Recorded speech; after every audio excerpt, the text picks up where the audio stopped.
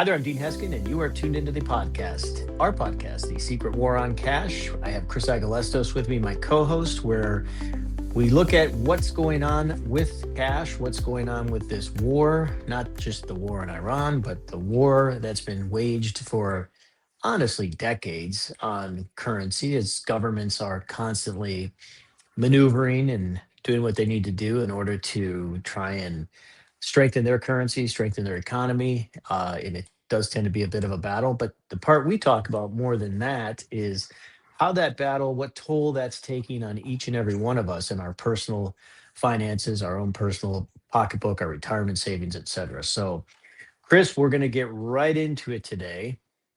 Sounds good. And we're going to talk about China. And this from the Daily Reckoning, the China threat to everything. Yeah. And it's a very interesting article. And we've heard about hmm China. I mean, literally, I think we started, I can only speak, I was born in 1970, makes me 56 currently. And I really, a lot of what we heard about China based on my memory, well, it even actually says here that 1980s were beginning of the China's industrial rise.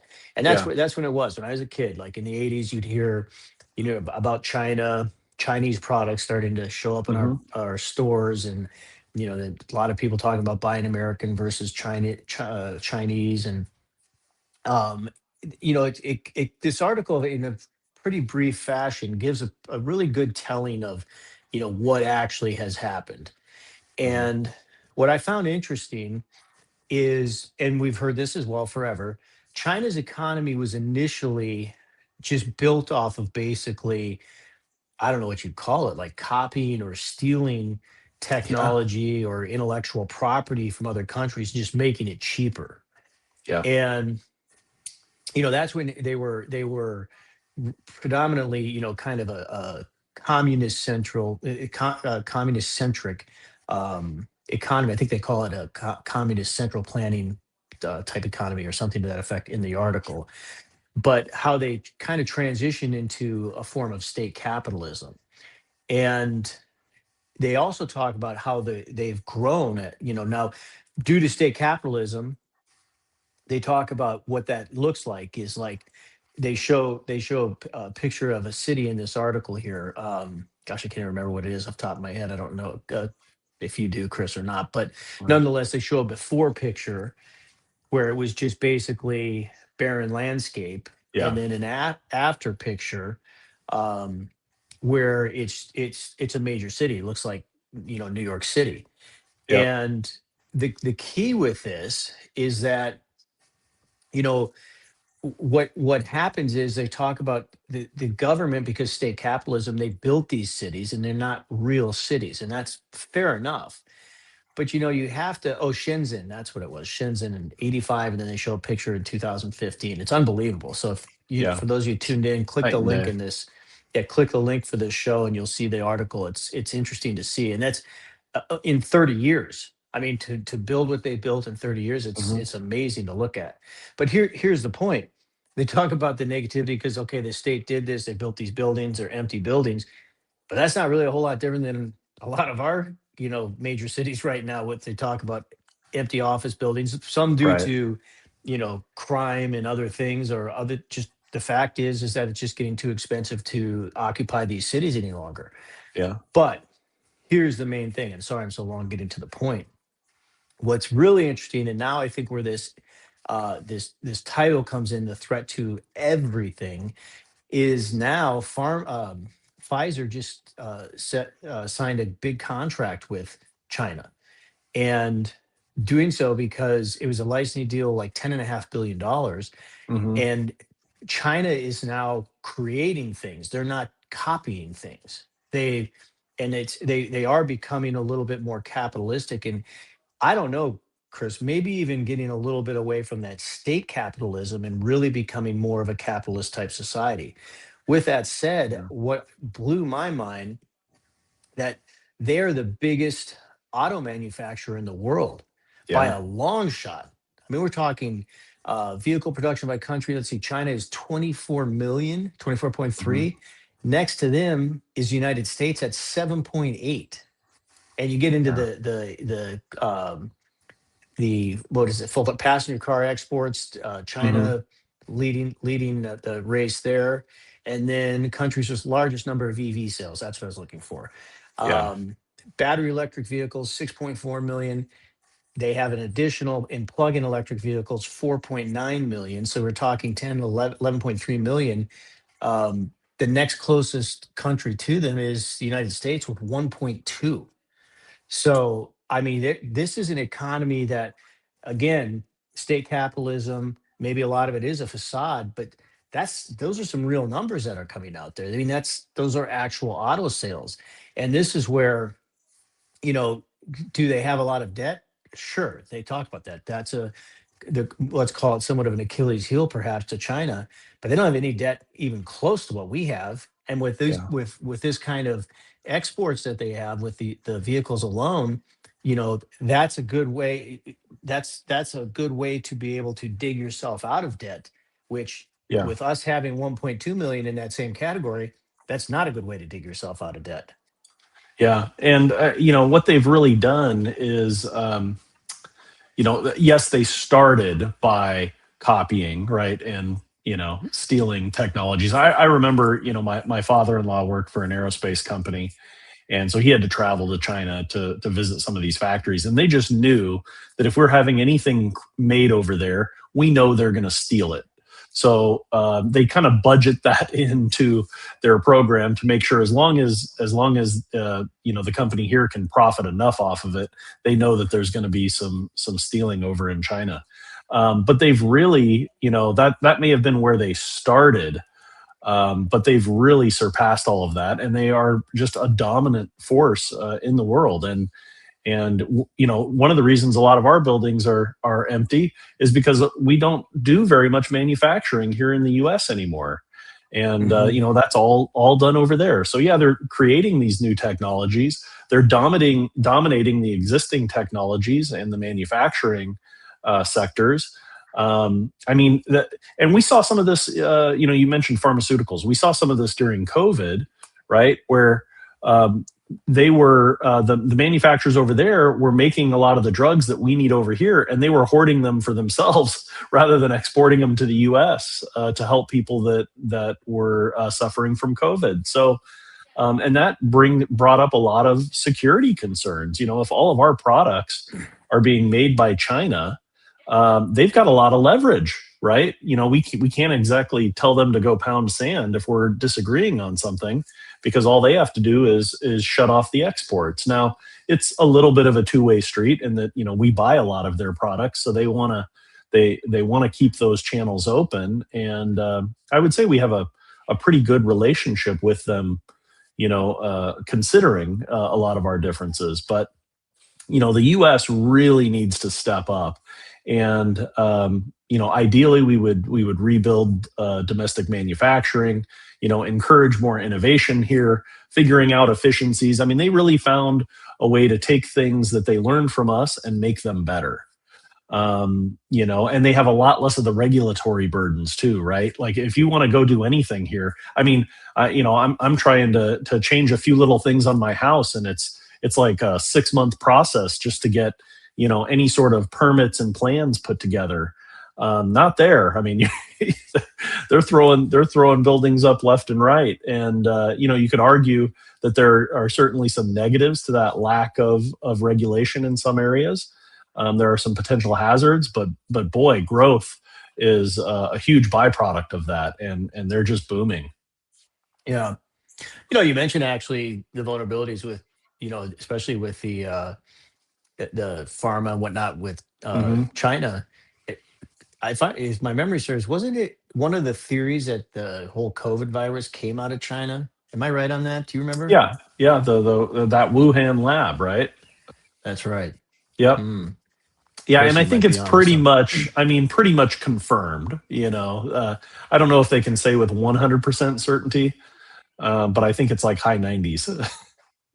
Well, that's as you were talking about that, it seems like forever ago that COVID was here. But then Right. you're right. I remember that being a big topic of discussion. All right, let's go to the second article here. ZeroHedge.com. We have Ron Paul, the Federal Reserve is why the people are unhappy. And not a tough sell for me. I mean, the Federal Reserve is definitely, it's kind of the way I look at the Fed, and again, this is strictly my opinion for those tuned in, but like it's kind of like that parent who, you've got that child who's constantly in trouble, getting in trouble, and that parent who's just, no matter what they do, is just there to kind of bail them out or do whatever Mhm. they need to do. And without holding any accountability, without any kind of repercussion. And that's kind of what the Federal Reserve is doing. And the problem is now there's Yeah. two sides of this. This article talks about how, if the Fed really wasn't doing what it was doing, the only other thing the government could do to, keep our economy going would be tax us like nobody's business, because that's the only other way they could generate, Yeah. any kind of money, revenue, or liquidity. But at the end of the day, it just seems to be that there would be, maybe even if nothing else, like a kind of a meeting in the middle where there was a little bit of accountability and Yeah. also like, a little bit of trying to keep things afloat. And so, that's where the point is, and I'll let you talk about it, but people are unhappy. I agree with that. But it's more than Yeah. unhappy. People will call it uncomfortable.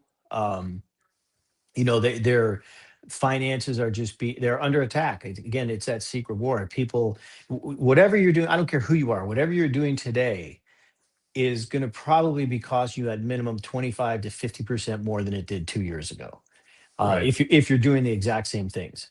And Yeah. in fact, I was just talking to a friend of mine recently, Chris, who we were talking about here in Arizona. We have Arizona Public Service, APS, Hmm. and they are profitable beyond words. Like they're Billions. they're well, their income before taxes and depreciation, all that stuff, was like $3 billion, Hmm. and they're right now going before our Congress, or whatever you want to call it here, and petitioning for a price increase Yeah. because inflationary pressures, this, that, whatever, and they're already profitable. Yeah. And it's sad because, again, this friend of mine was kind of just, they hold these like town hall meetings or something to that Hmm. effect, and people come in and they talk about their situation, and like this retired couple who was like their anniversary, and they literally were down to, it was a few dollars, if not even less than that, that they had in discretionary money. And we're talking about, and he was telling me, because you hear these people saying, here's what's going on with us in front of this panel.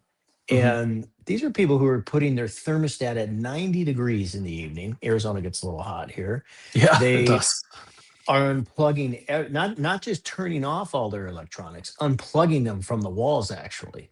Hmm. And the it again just speaks to the disconnect that exists out there between, what you hear people talking about in the general sense about where our economy is going, what our government's doing, and what's actually happening on the ground with real families who are literally doing everything they can to make ends meet. And that's where, here's the point: how in the world do we as citizens get to a point, who is going to, cause the Fed to become accountable, Right. when you kind of talking about the government and the Fed are hand in hand with each other? So there's really nobody there to say, hey, we need some better accountability, because the politicians are right there as well, because of all of the, frivolous spending and whatnot that takes place there, that we've been told is going to stop, but there's seemingly just no end to it. Yeah, there really isn't. And I think, that's how people win elections, though, by saying, hey, I'm going to go in and clean things up and I'm going to hold people accountable. And sometimes that happens in certain instances. But overall, you're right, there's no accountability for the Fed or Congress. And, at the end of the day, their policies are what have really hurt our purchasing power. And the bottom line is, inflation is rising faster than incomes. And even people, they talk about this in here, even people who have good incomes and a good job are struggling because they're spending more than they're making. And they're forcing Americans to rely on debt.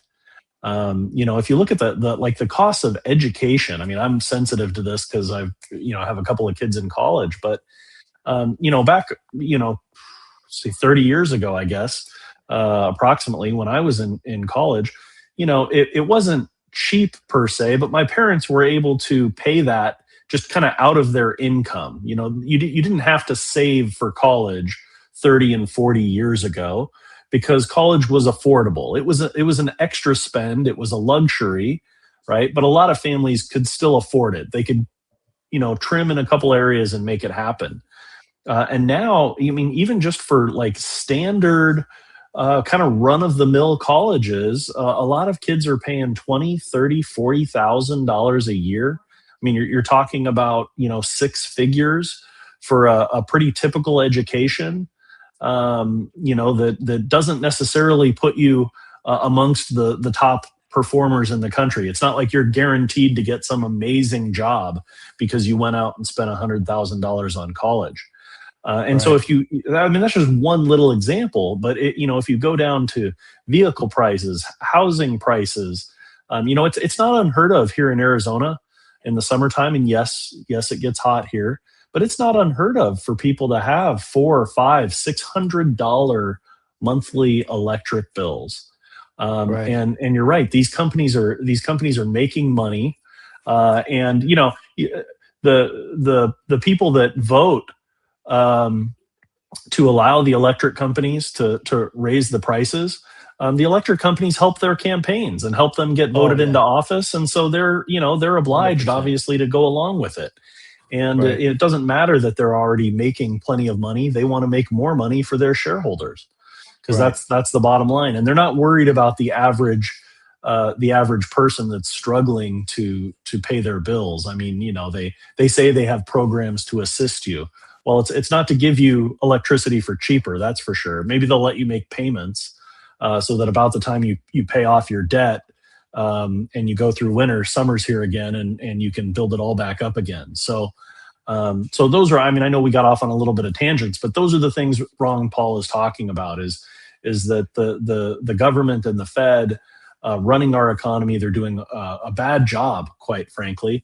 They're working for themselves. They're not working for the citizens like they're supposed to be, and it's hurting everybody. Obviously, people that are low income, they are going to bear a big part of it. But even middle and high income earners are suffering with few exceptions. Very small percentages of people that are really able to earn enough to thrive and save and set aside money so that maybe they can send their kids to college down the road. You're right. Well, and it's what you bring up, how it was affordable, when you and I were in college, and I'm Hmm. I'm a little older than you are even, but it's, as you were talking about that, I remember back, when I was going to college, they're talking about somebody who was pursuing a degree in a medical degree to become a doctor. Hmm. And the thing with that, though, it cost a fortune. It would cost 100 grand in schooling just to become a doctor. And Yeah. to your point, that's just a lot of an in-state tuition school anymore is getting to be about that, Yeah. for a 4-year degree. Yep. And that's where, if people don't recognize it, and I think it was Lenin who said, inflation is an insidious process. I hope I got that right, but the saying I have right. I can't remember the Hmm. the Who originator said of it, it? but is an insidious process because you don't know the effect that it has on you until it's already taken its toll. Yeah. And the blessing and the curse, we're able to and have been able to surround ourselves with creature comforts as this has been happening. And we're told that our wages increase in relation or proportion to what our the value of our currency is lost. And I just absolutely do not believe that is true. I mean, I look Yeah. at that personally speaking, and I've been a working professional for most of my life, but even when I was first starting my business career, my income was greater than what a lot of people coming out of college is right now. My first house cost me 119,000, is either 119 or $121,000. Hmm. And any person coming out of school right now trying to get a home, the bottom line is, here in the greater Phoenix area, you're talking, if they're lucky, they might find something for 300 or 400 grand. Yeah. And again, their total earnings are not even what I was making, which was only maybe 100 grand back then. Right. So the bottom line is, Yep. this is a real fight. It's a real dilemma. And yes, Ron Paul, I believe, is right that people are unhappy and they have every right to be unhappy. If you're Yeah. unhappy and you want to learn more about this, call our office, text our office, 1-800-289-2646. Get your report, The Secret War on Cash. Get some information on investing or diversifying into tangibles. You will not regret doing so. In fact, you'll be very glad that you did. Thanks for tuning in. Chris, thanks for the information. Yep. If you're not subscribed to our channel, please do so. I'd love to talk to you more in the future. Have a great rest of your day. We'll see you soon. Yep. Take care.